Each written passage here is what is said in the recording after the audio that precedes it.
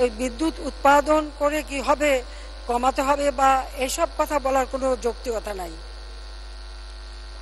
আর load shedding, মাননীয় speaker, আমি বলে দিচ্ছি যে আবার গ্রামে লোডশেডিং যেন না দেয়।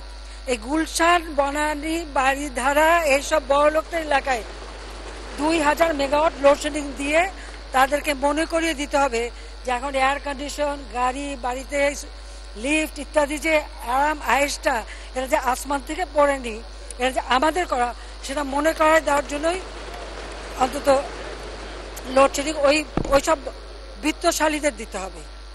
এই ব্যবস্থাটাই করব আমরা। ইতিমধ্যে জ্বালানি তেলের আমরা যেমন এলএনজি আমদানি করছি, এটা ঠিক। আমাদের নিজস্ব গ্যাসও আমরা উত্তোলন করছি।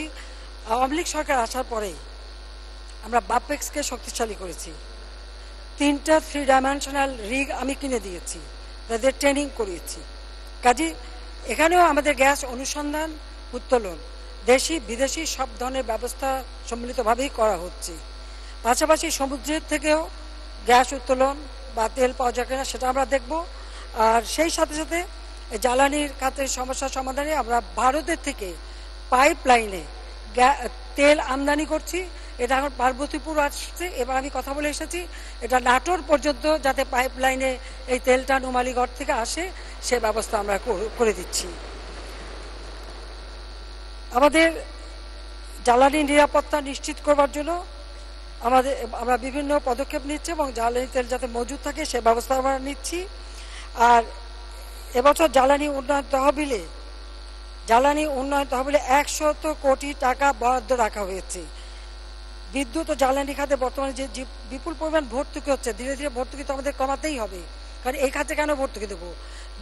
বেশি বেশি air condition, fridge, television, lift চলার জন্য দেব?